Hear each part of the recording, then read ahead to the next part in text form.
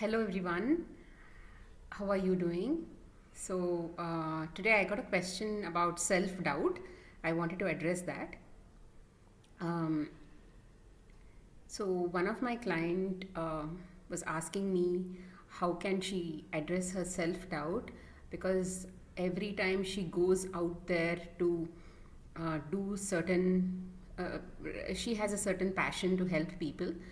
But then once she goes out there, she's flooded with anxiety um, about whether she will be successfully able to do it.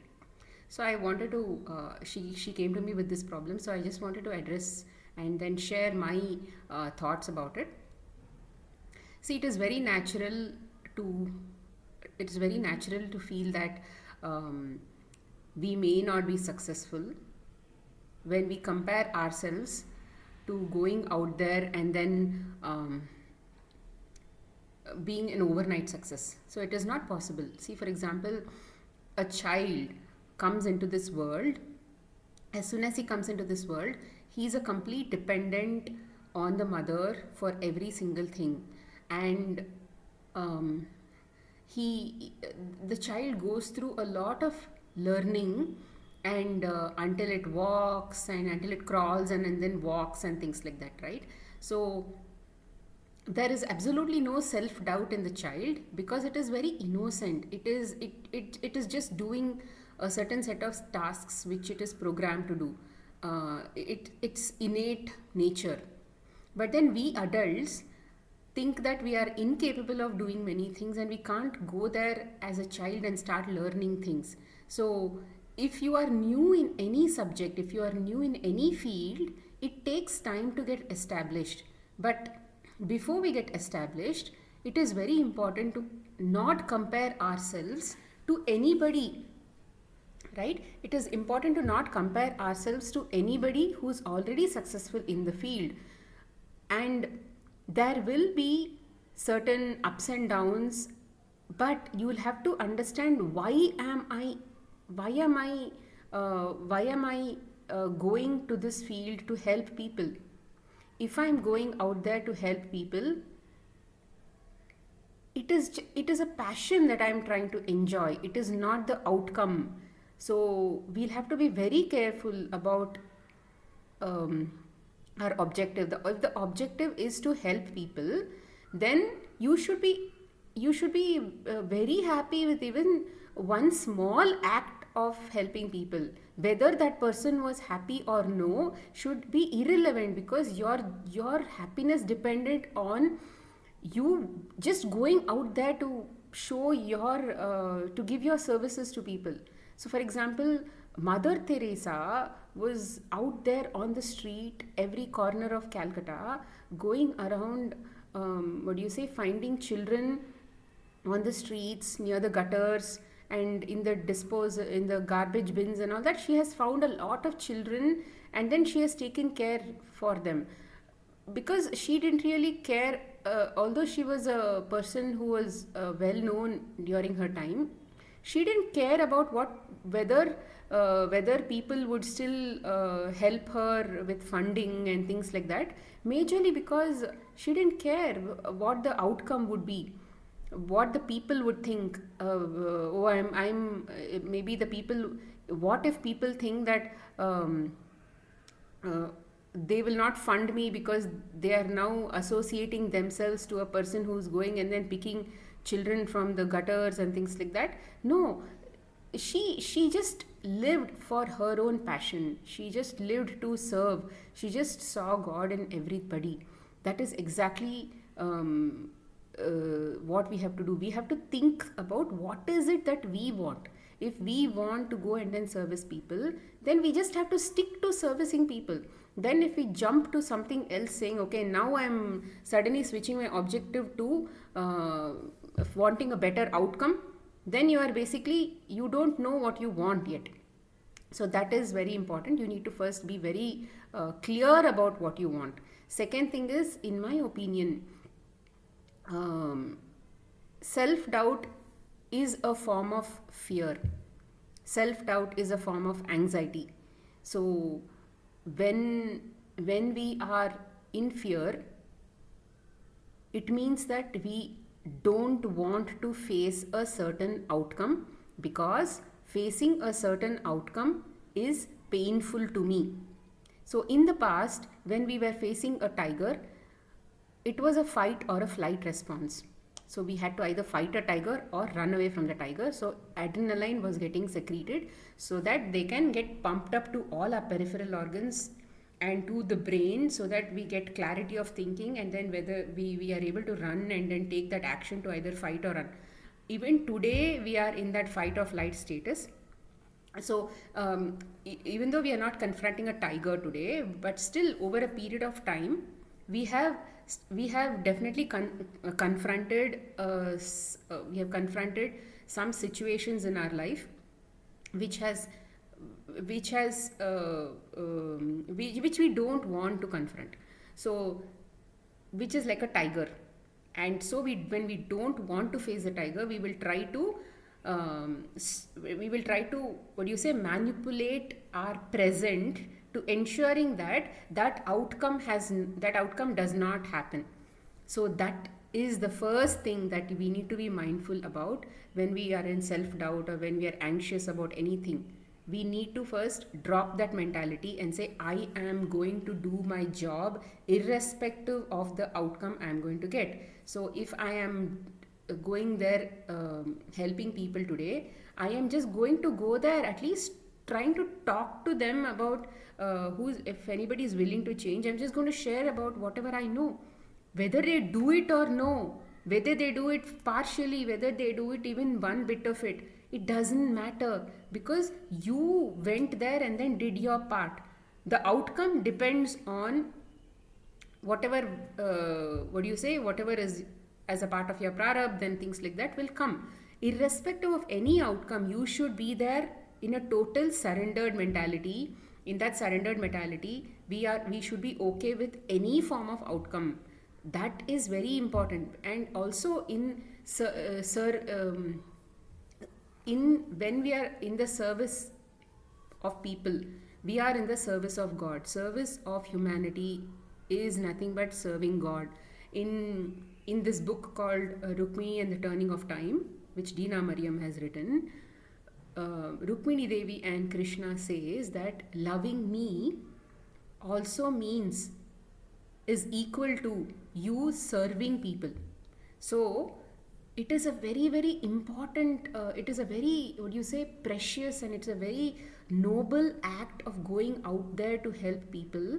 But at the same time, you should also be willing to understand that you are in turn serving the divine in this act, and not going out there to see how people are reacting to what I'm doing, or what they are paying me, or how much they are appreciating me. It doesn't matter whether people know you, whether people know you exist or no, whether people think that you are a great healer or great practitioner. It does not matter, because all that matters is how much your divine knows you. How, if nobody sees also, the divine is basically tracking what you're doing, and you are growing if you are only focused on ensuring that you are just pleasing your own soul and being happy with whatever work you're doing in this passion, to serve this passion. That's it. Every day, day in and day out, just go out there. And service to humanity also means that service to self, then service to family, then service to other people. So service to self is extremely important, friends. Service to self means you need to give first importance to yourself, to growing yourself, to being a light. If you're a 20 candle bulb, you will not really be able to light up the whole room. So if you are a 40 candle, 50 candle bulb, then the entire room will be lit up. So that blocks that you have to be overcome first. And that is extremely important. If you want to be able to if you want to help others, then you should be able to see those defects that is coming in, those imperfections or the lack that you have is going to come from other people in the form of messages to you. And in every single act, you are not helping them heal, you are actually helping yourself heal. A part of your soul is healing when you work with clients. Clients are only reflecting what you have as what you have as a soul, where you'll have to heal yourself. So a part of your soul is healing, growing when you work with clients. So in every single act, you are basically helping yourself. So there is no need of outcome. There is no outcome, there is no expectations, there is no comparison. You are not comparing yourself to anybody. So this when you so in this act of going and helping people, your focus should be to help yourself, to see flaws in yourself. And if you are so you will see lots of different flavors in people when you go and help them. You will see people who are angry all the time, you will see people who are let's say, who need you more. So all these are nothing but flavors of you. Your past versions, your past life versions are basically coming to you and then showing themselves to you, giving you an opportunity to heal. In fact, when you become a practitioner going there to help people, you are actually fast forwarding your karmic process. And then you are getting all these different exposures, experiences, and getting all kinds of different messages. And then you are fast forwarding your growth, soul growth. That is what a practitioner is. When you jump into the field of helping others, it means that you are also ready to fast forward your spiritual progress. So and at that time you should be always willing to look within and see what is the message I am getting when I am working with this person. So am I being patient, am I being compassionate, am I being very judgmental, am I being very what do you say, something, all of these things that you'll have to think through. Am I being greedy or am I being needy? Am I trying to expect them to perform in a certain way? Am I being am I trying to say that I am better than you, I know better than you? When they come with a set of let's say knowledge or something that they may that you think that you don't know, you should be willing to say that yes, you know better. Yes, this is something that I don't know, and you should be willing to learn, because in every single thing you are the one who is learning, you are the one that is growing, you are the one that is changing, you are the one that is healing. So when you are the focus of this entire equation, then there is no self doubt, because there is obviously only you. Only when there is a comparison, only when there is an expectation, and only when there is a feeling of what will others think and all that thing, that is when you will have self doubt. So it doesn't matter whether people know you, it only matters whether your divine knows you. It only matters whether you have done your job sincerely. That's it. It doesn't really matter at all. And over time, when you are ready, you will get better and better audience. So only when you are able to heal yourself and take, and you're ready for that responsibility of a bigger and bigger exposure, only then you'll get that exposure. So in a nutshell, I think when you have self-doubt, you should remember that you have fear of the outcome, and that is something that you'll have to remove. Go into surrender mode, and in the surrender mode, all outcomes are supposed to be okay for you, because we are here in a human form to experience all kinds of outcomes, friends. All experiences are necessary for us to grow, because in that experience you will learn a lot of things. So when we go out there saying, okay, this outcome is also good for me, that outcome is also good for me, all outcomes are good for me. So I need the exposure to all outcomes, because every outcome is going to teach me some beautiful lesson or the other, and I'm going to grow from that outcome. So that attitude should be there. And then this criticism that people, if you are facing criticism from somebody else, it means that criticism is within you. You are criticizing yourself. So you need to be more compassionate towards yourself, more self-healing, more practice. First start trying to be more compassionate towards yourself. It is okay to doubt our abilities. It is okay because we have not done this before. It is okay to make mistakes. There are actually no mistakes. We are just doing things. It is okay to learn and grow. So we need to remove this doubt. We need to be okay with all kinds of experiences, and we need to be kind to ourselves no matter any outcome. And then you may have been very successful, so remind yourself about your past achievements, like maybe with your children or with your family or with yourself or in your office, whatever it is. Remember your past achievements where you were totally surrendered, where you just took that leap of faith and you trusted yourself, and then you moved forward. So it is important that you remember all your past achievements. Don't compare yourself to anybody. You are very unique. You are alone in your universe. There is only you and God. Everybody else is a reflection of your own image. So there is nobody else. So if there is nobody else, what are you trying to compare yourself with? You are trying to compare yourself with your older versions who are coming to you in the form of messages. So you don't have to compare yourself to some past version. So please remember, you are only making a newer and newer movie of yourself. So be mindful about all of these things and think whether you are shifting downwards in the spectrum or you going upwards. Always be grateful for every single thing. Hold on to that gratitude all the time. I always like this example. A person who is climbing a mountain and he has to go to the higher parts of the mountain. What does he do? He puts a hook like this, and then the hook goes and latches onto something that is higher, and then he holds on to that, and then he tries to pull, and then takes himself upright. So we need, whatever lower forms of emotion we are in, we need to put that pulley or put that thing to gratitude, and then start feeling more grateful about everything.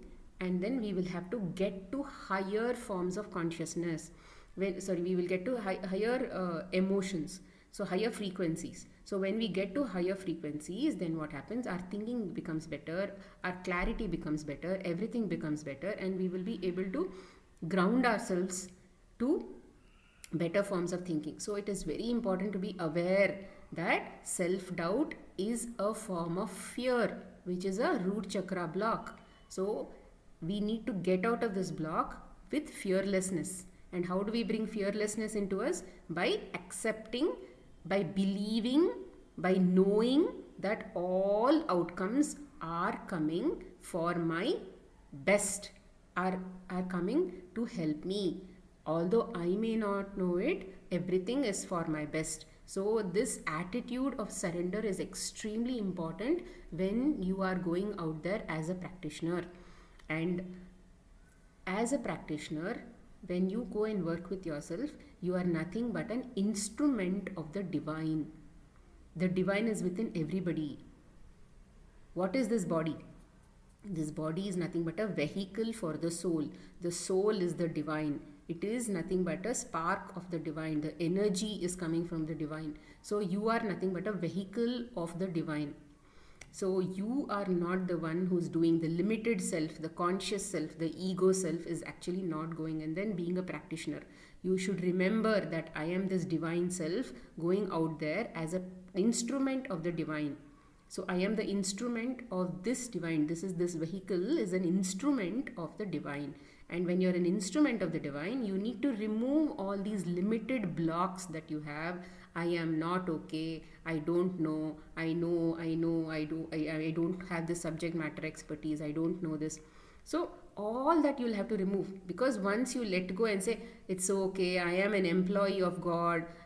It is his job. Whoever he brings to me, I'm going to take care of them. I'm going to talk to them. I'm going to just share whatever I know. And where am I getting knowledge? That also he will only give as thoughts. Whatever is coming to my thoughts, I will just tell them. And then whether they heal or no, that also he will only take care. All I am doing is I'm just going out there. I'm talking to them. I'm just going to, he's only bringing them to me. I'm only talking to them.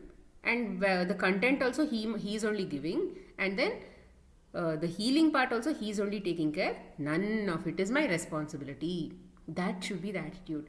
And then whether I'm getting money or no, I am his employee. So whether I need money or no, he will only know. So if I need money, he will bring more patients. And then when he brings more patients, I will get more money. And then am I struggling to go and make myself known? Do I have that knowledge? I don't have that knowledge. I'm just being an instrument of the divine. So when you are basically operating in this attitude, then automatically whoever is has to connect with you will connect with you. Karmically, when we connect with somebody, you are basically healing yourself. So that attitude of surrender, that attitude of believing that I am not the practitioner, but I am just being an instrument of the divine who knows everything, who knows everything, who knows about what is happening to the other person. So you are just a messenger of God. You are just trying to give a message that the other person is ready to hear. So when you are not really holding responsibility for anything, neither attracting customers or trying to convince customers, or sorry, attracting clients or convincing clients, or doing anything for that matter, neither saying I am right and you are wrong, or looking at the world with a judgment. So when you are not doing anything, then that state of mind itself will start making things happen. That is my opinion, and this is how I work. But yes, but in all these things you are in fear, and that fear has to be removed only with an attitude of surrender. And that attitude of surrender comes only when you start believing that um, everything is working for me. So you have to read spiritual books, you have to read spiritual books, you have to understand how a soul works, you have to understand how things work, how the universe works, and many of these things. And read books, read a lot of books, and only when you read a lot of books, participate in satsangs and meditate, do all of these things, and then practice a plant-based lifestyle. Because when you do some of these things, your aura is going to be clean, your consciousness is going to grow, and then you will start to what do you say, and be more open to, and be willing to be that instrument of God. If if uh, if flute is the instrument of Krishna, and if you have to be a flute, if you are being asked to be a flute of Krishna, and Krishna has to play any music through you, then obviously you have to be empty. If you cannot be empty, if you have your own blocks of, oh, I am a bad flute, I'm not coming from a sandalwood tree, I'm coming from a cedar plant, cedar tree, I'm coming from shisham wood, or I'm coming from that wood, I came from this part of the forest which had a lot of rotting, and I came from a lot of what do you say, I was wet when I was cut, and there is some amount of fungus in me. All of these things, when you start thinking like that, that is your own block. So you need to be able to say, ayo, he has picked this flute, it is his job, whether he wants to play music or whether he wants to put me in the sun and then make me more what do you say, heal me, or as a wood, whether he wants to what do you say, treat me, or whatever it is, that is his. He will do whatever he wants. Why do I have to care? So I will just go there and then be the flute.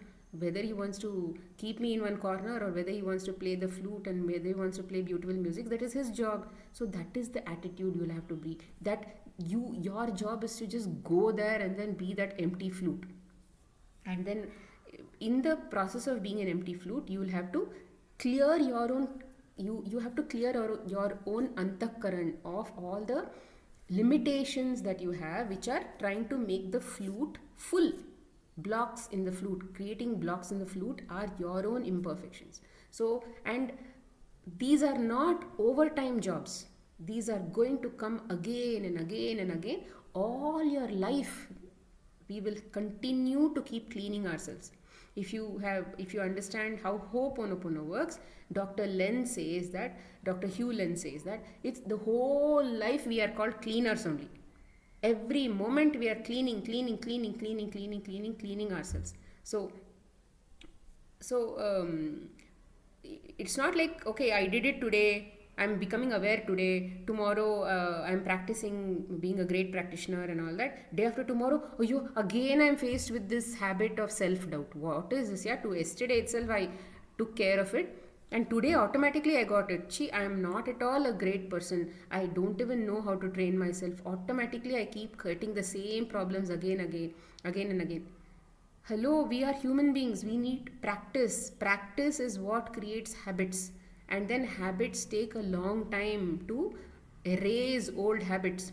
Your old habits have been mastered for a long time, and that is why they've become a strong habit. For now, if you have to master a new habit, then it means you need to practice that long enough. We don't know whether it's going to take 21 days. We don't know whether that new habit is going to take 2 months, 3 months, 5 months, 6 months. Who knows how many layers of onions are there in self-doubt, right? So if that self-doubt, there are different flavors of self-doubt inside us. From different lives, we've carried different flavors of self-doubt. So each of these flavors might need an experience. When you handle the first experience, you will become better. Then you will handle the second experience, you will become more better. Then you will handle third experience, you will become more better. By the time you handle 10th experience, you will be a master of handling self issues when they come to you. Because that is the habit that you are trying to cultivate. When the old habit comes to you, you know exactly how to clean it up. So that happens only when you continue to keep teaching your mind what to tell, how to think, what to tell, how to think. That's all. Our job is to constantly work with ourselves and keep teaching ourselves. Keep trying to help ourselves. Keep trying to remind ourselves. That is all is our job. And then you cannot say that, okay, yesterday I thought about it, day after tomorrow again these habits came back. I'm so bored, I'm so irritated, I'm so frustrated. Please, that is where we need compassion. That is where we need kindness. That practice has to first come towards ourselves. Now, let's say, for example, you have become perfect and you have not mastered the act of kindness and compassion. Now, tomorrow, there is a client who's coming to you, and then you told him, okay, please eat fruits for breakfast. Again and again, he's not eating fruits for breakfast. Again and again, he's making mistakes. Or let's say, not mistakes. Whatever you say, he doesn't do. Then what will you do? Will you shout at him? And will you say, oh, I am a failure as a practitioner because I keep telling him in different ways, but he's not at all listening to me. Maybe I have only a flaw in myself. That is why he is not listening to me. So this is where we fail. We fail to understand that we need to first practice it on ourselves. And in the process of helping other people, it is a constant learning process with ourselves, because the clients are nothing but a reflection of us. They are coming to show us the karmic imprints that we have in us. Whether we have patience, whether we are judgmental, whether we have jealousy, whether we have let's say lots of such different flavors of emotions will come, and then we have to identify that within us. And then it's easy to work with ourselves. So while you work with yourself, then the divine will automatically take care of their healing. You don't have to take care of their healing. They will heal themselves because they have their innate bodies, right? They have a perfect human body also. If that human soul has come with a plan, it also has a plan to heal themselves. So when you heal, you are not attracting, or rather vibrationally you are basically not attracting those experiences from them. So if you heal your jealousy, if you heal your fear, then you will not see experiences of fear over time, not overnight. Over time you will not be able to see it, but you will have to see every single situation of fear coming to you, criticism coming to you, irritations coming to you, people saying you are hopeless, you don't know anything, nobody is bothering about you, nobody cares about you, you may have healed 10 cases, but at the same time still you are unfit, you whatever you tell is not accepted in this world, you are telling something that others don't even agree. Everybody has to agree to whatever I say. All of these things you need to operate alone. You need to stand alone for what you believe in, because you are an employee of God, and then this employee of God is directly answerable to God. That's it. You are not answerable to anybody. You are not even answerable to your parents, to your sisters, to your friends, to your fellow practitioners. You are not answerable to anybody. So with this attitude, if you continue to keep doing this, it will help you.